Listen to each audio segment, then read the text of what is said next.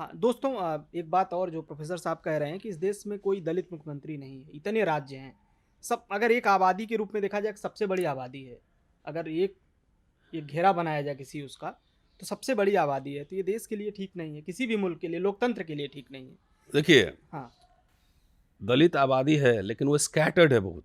कोई भी एक ऐसा प्रदेश सूबा नहीं है हाँ ट्राइबल बना सकता है, हाँ क्योंकि ट्राइबल बहुल क्षेत्र है, झारखंड है चाहे हाँ छत्तीसगढ़ है मान लो, हाँ या नॉर्थ ईस्ट के हैं, हाँ वो बना सकता है। लेकिन दलित ये अगर कल्पना करे कि हम अकेले अपने दम पे सीएम बनेंगे, हाँ तो ये अनरियलिस्टिक ड्रीम है, कभी नहीं हो सकता है। जी। वो बनेगा भी तो किसी पार्टी की ओर से बनेगा। गठबंधन से। पार्टी की ओर से, मान लो कि सपा है या कांग्रेस है, किसी प्रदेश में बोला कि ये हमारे मुख्यमंत्री, तब बन सकता है। हाँ दलित अपनी पार्टी बना के अगर ये सोचे कि हम सीएम, तो कैसे? कैलकुलेशन बताइए मुझे, कहाँ कहाँ से वोट लाओगे? मुश्किल तो है। तो पार्टी मान लो लेकिन कांग्रेस है, प्रोफेसर साहब, कांग्रेस बना सकती है, सपा बना सकती है, आरजेडी बना सकती है। नहीं, आपसे प्रोफेसर साहब सवाल किया जा सकता है ना। 2-3% आबादी की जो जाति है राजपूत, उसका मुख्यमंत्री तो उत्तर प्रदेश में है ना? तो उनका राष्ट्र हिंदू राष्ट्र बन रहा है, हाँ बन रहा है ना, वो संगठित है ना सब। हाँ और आपकी पार्टी धीरे धीरे करते जात की पार्टी पे आके सिमट गई। हाँ बिल्कुल। जात की पार्टी पे दलित पिछड़ों की पार्टी किसकी पार्टी है? हम्म, मैं वही कह रहा हूँ ना कि कम्युनिटी लीडर्स, मान लो कि एक जाटा में से एक लीडर आपने तैयार किया, एक खटिक में से तैयार किया, 2 मुसलमान में से किया, हाँ तो जब कम्युनिटी लीडर्स को असेंबल करेंगे तब आपके लिए आसान होगा सत्ता में जाना। सही आप बात। 2 जाति के कॉम्बिनेशन पे हाँ आप नहीं जीत सकते हैं चुनाव। बिल्कुल। बीजेपी निषाद पार्टी को जोड़ रही है, तमाम तमाम छोटे छोटे जोड़ रही है ना हर जगह। हाँ बिल्कुल बिल्कुल। और आप कहाँ जोड़ रहे हैं? भाई बड़े नेता बोलते हैं, भाई गांधी गए चंपारण हाँ यात्रा में, तो उन्होंने रीजनल लीडर्स पैदा किए ना, हाँ तभी तो गांधी का आंदोलन एक नेशनल मूवमेंट बना। बिल्कुल। जहां गए वहां से लीडर पैदा किया। लीडर, हाँ आप लोग घूम रहे हैं, कहाँ लीडर है बताइए मुझे? नहीं है। खाली हम कहते हैं कि परमिंदर यादव है और मुसलमान मिलकर सरकार बन जाएगी। हाँ नहीं बनी। फिर तो रियलिस्टिक बात करिए ना। एक्चुअली नेता लोग को जो रियलिस्टिक बात ठीक नहीं लगता है, वो समझता है कि सब लोग आएगा तो बटर उटर लेके आएगा, बटर लगाएगा। तो हम लोग से, इसलिए हम लोग पॉलिटिकली फिट नहीं है। आप बहन जी से बहुत नाराज रहते हैं। हम नाराज किसी व्यक्ति से नहीं रहते हैं, हाँ फिर क्यों लिखते हैं राजनीति से रहते हैं। आप? अच्छा कहा कि आपके मूवमेंट से हाँ हमको एक सीएम पीएम नहीं, बाबा साहब ने कभी नहीं कहा कि हमको भारत रत्न दे दो, हमको पीएम बना दो। वो तो याचक मांगने वाला बने। तो ये नारा गलत नहीं हो जाएगा कौन सा नारा? कि वोट से लेंगे? कहाँ ले लिए भाई? तो वोट से तो बीजेपी वाला ले लिया, तुमसे ज्यादा सोशल इंजीनियरिंग कर लिया। ये सब नारा ही सब बनाया गया, तो वही बीजेपी वाला ही बना के दिया था कि हल्ला करो खाली। तो ये कांसीराम साहब के बारे में आप कह रहे हैं? अरे भाई, तो उनका चमचा युग किताब है, उसमें से एक लाइन मुझे बता दीजिए कि आरएसएस, हिंदू महासभा, जनसंघ पे एक लाइन में कहीं लिखा, बताइए मुझे। तो कमल भारती जी ने जो आप सवाल उठा रहे हैं, यही अभी उन्होंने फेसबुक पर लिखा कि आरएसएस का प्लांट किया हुआ व्यक्ति कांसीराम है। मतलब देख के लग रहा है अच्छा ना, नहीं लगा 3 बार सुनकर। आपको अच्छा लगने से क्या, हिस्टोरिक फैक्ट है ये।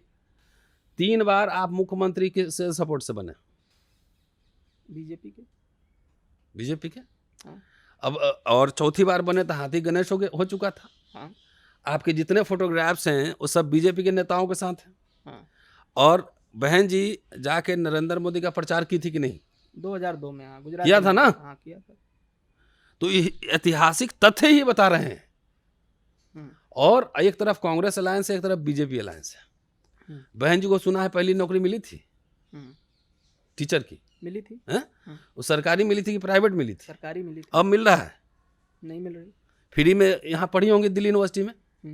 कांशीराम जी की नौकरी लगी थी वहाँ ऑर्डिनेंस फैक्ट्री में, तो सरकारी था कि प्राइवेट था? जो पब्लिक सेक्टर यूनिट बन रहा था उसी में ना एक मिडिल क्लास का, अर्बन मिडिल क्लास का फॉर्मेशन हुआ, उसी में दलित मिडिल क्लास का भी फॉर्मेशन हुआ ना। वो खराब लग रहा था जी। आरएस डिसइन्वेस्टमेंट मिनिस्ट्री किसने बनाया? डिसइन्वेस्टमेंट मिनिस्ट्री जो है ना, अटल बिहारी वाजपेयी ने बनाया। बेचना उन्होंने शुरू किया। अब मोदी जी आए तो आप देखिए ना खेल क्या है। प्रोफेसर साहब, जो आप बोल रहे हैं विवाद बहुत होगा, लोग देखेंगे तो। नहीं, क्या विवाद होगा? तो रोज ही हम बोल रहे हैं भाई। हमें तो इफेक्ट गलत है कि न्यू पेंशन स्कीम पंडित अटल बिहारी वाजपेयी लाए जी। डिसइन्वेस्टमेंट मिनिस्ट्री बनाए, ये गलत है? नहीं सही है। निजीकरण आबाद शुरू किए, कई अरुण शौरी को बनाए थे मिनिस्टर, जी उन्होंने बेचा कि नहीं सीरीज? हाँ बेचा। उसके पहले कंपनी नहीं बेचे गए थे कोई सी सरकारी है। इवन मनमोहन सिंह के ज़माने में भी यूनिवर्सिटी खुले हैं, सरकारी कंपनी खुली है, हाँ। नहीं खुली है? खुली है। मोदी जी 15 साल से हैं, पिछड़े वर्ग के ही ना, हाँ। तो जाके एक बार पूछिए, 15वां तीसरा टर्म शुरू हो गया, 1 साल तो अब होने वाला है, तो पूछिए तो कितना सरकारी कंपनी खोले हैं, कितना विश्वविद्यालय खोले? नहीं, पूछने में शर्म आती है। नौकरियां पूरा कॉन्ट्रैक्चुअल हो गया है, ये पूछने में शर्म आती है। ये कहीं भागलपुर में एम्स खुला था, वो दरभंगा में सुना था, हाँ, कागज दरभंगा, पर, दरभंगा। कागज पर, हाँ, वहाँ कुछ बना ही नहीं। कुछ नहीं। तो ये दलित नेता किसके लिए लड़ रहा है? अपने व्यक्तिगत महत्वाकांक्षा के लिए कि समाज के प्रोटेक्शन के लिए? फंडामेंटल क्वेश्चन ये है ना जी। सड़क पे आंदोलन कौन करेगा? इसका उपाय क्या है? आप समस्या बता रहे हैं। नहीं, समस्या तो समाज समझे ना, उपाय सब हम थोड़ी दे सकते हैं, हम कोई बाबा थोड़ी हैं। प्रोफेसर तो हैं आप। ना प्रोफेसर है तो आप अलायंस कीजिए, सोशल अलायंस कीजिए, एजेंडा मैनिफेस्टो लेकर आइए, अलायंस में जाइए। नहीं तो एक व्यक्ति का तो कुछ ना, वो तो मजे करेगा रात में, बाकी तो ये तो रोज ही कुछ ना कुछ हो रहा है। अभी तो मथुरा में भी देखा हुआ है। हाँ, हैं? देवरिया में हुआ है। हाँ। तो आपके बाबा साहब आंदोलन नहीं करते थे? किसान का आंदोलन नहीं लीड किए हैं? मजदूरों का आंदोलन नहीं लीड किए हैं? किया है। बिल्कुल किया है उन्होंने। धरना ने पुनः सत्याग्रह नहीं किया है? बिल्कुल। 1946 में। तो आप यही कहना चाहते हैं कि बहन जी आंदोलन नहीं करती हैं, प्रोटेस्ट नहीं करती? कोई भी नहीं करता आजकल आंदोलन, कोई करता ही नहीं है। आजकल ट्विटर आ गया ना, तो सब ट्विटर खेलता है। हाँ, ट्विटर टेक्नोलॉजी हमारे लिए एक मीन्स है, लोगों तक बात पहुंचाने के लिए खाली रख देंगे, उसके लिए एक्शन में तो आना ही पड़ता है ना। बिल्कुल। दलित समाज समझे ना कि क्या मिल रहा है। क्लास 3 क्लास 4 कॉन्ट्रैक्चुअल हो गया, मोदी जी जाके वहां पांव धोते हैं। कहाँ? बनारस में? हाँ, इलाहाबाद नहीं, बनारस में भी। हाँ, बनारस में भी पांव धोते हैं। गटर में लोग मर रहे हैं। ये समाज जो मर रहा है वो पूछे ना कि हमारे लोग, ये तो पॉलिटिकल विल का सवाल है ना, एक दिन में प्रॉब्लम सॉल्व हो जाएगा। 12,000 15,000 पे लोग काम कर रहे हैं ना, परमानेंट नौकरी खत्म कर दी गई ना, परमानेंट नौकरी खत्म कर दी गई ना। बिल्कुल। तो पांव धोने से क्या होगा? खाली बाबा साहब केवलम, बाबा साहब केवलम, खाली नाम भजने से क्या होगा? बाबा साहब ने कितनी मूर्तियां बनवाई हैं, कबीर किया, फूले किया, जिसकी बताइए मुझे। नहीं बनवाई है। तो वो किस चीज में इन्वेस्ट कर रहे थे? शिक्षा में। इंस्टीट्यूशंस खोल रहे थे ना, बहिष्कृत हितकारिणी सभा, अखबार, पीपल्स एजुकेशन सोसाइटी, अखबार, college, Milind college, Siddharth college, Milind, ये खोल रहे थे ना।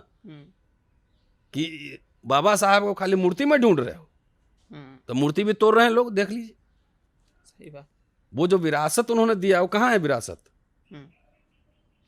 वो जाके नवाबों से चंदा मांगे थे गोलमेज सम्मेलन में, 1335 पाउंड, कि हमको बच्चों के लिए छात्रावास खोलना है।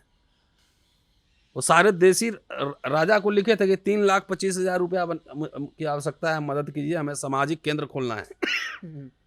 शिक्षा मंत्री सर जोगिंदर सिंह थे, उनसे 6 लाख रुपया उन्होंने लोन लिया, 3 लाख ब्याज मुक्त। किस लिए लिया? बाबा साहब तो कर्जदार, जब उनका परिनिर्वाण कर्जदार थे। आज का नेता कोई कर्जदार है? बाबा साहब का नाम मत लो, बाकी जो दलाली जिसका करना है करो। बाबा साहब का नाम लेके ये सब मत करो ना, करप्शन। वो तो कर्जदार मरे, लोन भी लिए, कर्जा भी लिए, एक आर्टिकल इस पे लिखने वाला हूं। आजकल का एक एक पाई का हिसाब देते थे। आजकल के नेता कोई हिसाब देता है? जी नहीं, बिल्कुल नहीं। 1,11,000 रुपया चंदा इकट्ठा किया बाबा साहब ने इमारत फंड में। उसमें से 75,500 उनके सवर्ण मित्रों ने दिया था। वो सब रिकॉर्डेड है, मैं नहीं कह रहा हूँ। हाँ, एक बार और बताएं कितना? 1,11,000 कुछ रुपए चंदा इकट्ठा किया उन्होंने जी। उसमें से 75,500 उनके सवर्ण दोस्तों ने दिया था। अच्छा। तो मैं सारे मनुवादी थे, नवाब लोग जो पाउंड दिया सारे मनुवादी थे, गायकवाड़ मनुवादी थे, उनको स्कॉलरशिप दे दिया। तो आप जब टोटलिटी में चीज़ों को नहीं देखेंगे तो दिक्कत होगी। तो इसीलिए आपको लोग कांग्रेसी बोल रहे हैं आजकल। अभी जब एक बात बताओ, आरएसएस का तो नहीं बोल रहा है ना? नहीं, आरएसएस का नहीं, बीजेपी का नहीं बोल रहा है। नहीं। तो जब हिंदू राष्ट्र का हमला हो गया हो भारतीय गणराज्य पर और संविधान पर, तो हमें कहाँ खड़ा रहना चाहिए? उसके खिलाफ। तो खिलाफ में कौन है? इंडिया अलायंस ही है ना, जी इससे तीसरा कोई विकल्प नहीं है, कंफ्यूजन हटा दीजिए। जी। वो डमरू लेके नाचने से नहीं होगा। कि सांप नाथ था नागनाथ, तो नाक काटता है तो जिंदा भी नहीं बचता है। सांप तो कुछ ऐसे होते हैं जहर नहीं होता, गले में लपेट के भी लोग घूम लेता है, हैं? जी ये फर्क नहीं पता है। जी। तो कम से कम अच्छा है हमारे लिए कि हमको आरएसएस संगी नहीं कहता है, बीजेपी का नहीं कहता है। ये हमारे लिए ये मेडल है। हम कांग्रेस पार्टी ज्वाइन, हम जो आर्गुमेंट दे रहे हैं पिछले 70 साल में जो कुछ आरएसएस कह रही है कि 70 साल में नहीं हुआ कुछ, और दलित भी अगर बोले कि 70 साल में कुछ नहीं हुआ, तो दोनों की भाषा एक क्यों है? अरे हमारा दादा दादी तो मजदूर थे, सही बात। तो हम यहाँ कैसे पहुंच गए? हम कैसे कह सकते हैं कि नहीं कुछ हुआ? तो जो मैं आर्गुमेंट दे रहा हूं कि अगर जवाहरलाल नेहरू यूनिवर्सिटी में फ्री में एजुकेशन था, तो दलित लोग भी फ्री में पढ़े। दिल्ली यूनिवर्सिटी में सस्ता एजुकेशन था, तो सब लोग को लाभ मिला। यहीं से पढ़ के आईएएस आईपीएस सब बने और इंजीनियर डॉक्टर बने। अब जाके मेडिकल कॉलेज में पता कर लीजिए ना, इंजीनियरिंग कॉलेज में पता कर लीजिए, सब जो है ना हुक्मरान बनेंगे, नशा उतर जाएगा 2 दिन में। जी। पता कर लीजिए जरा मेडिकल कॉलेज में कितने फीस लग रहे हैं और कितना वजीफा मिल रहा है। नीतीश कुमार ने 2016 में वहां पे पोस्ट मैट्रिक स्कॉलरशिप बंद कर दिया बिहार में। कोई आंदोलन है? कोई नहीं, सबको खाली सफेद कुर्ता पैजामा पहन के हुक्मरान बनना है। हुक्मरान हुक्का राम बना देगा ये सब बीजेपी आरएसएस वाला सब। समझे ना, खाली टाई गला में रहेगा, बाकी पैंट उतार देगा सब।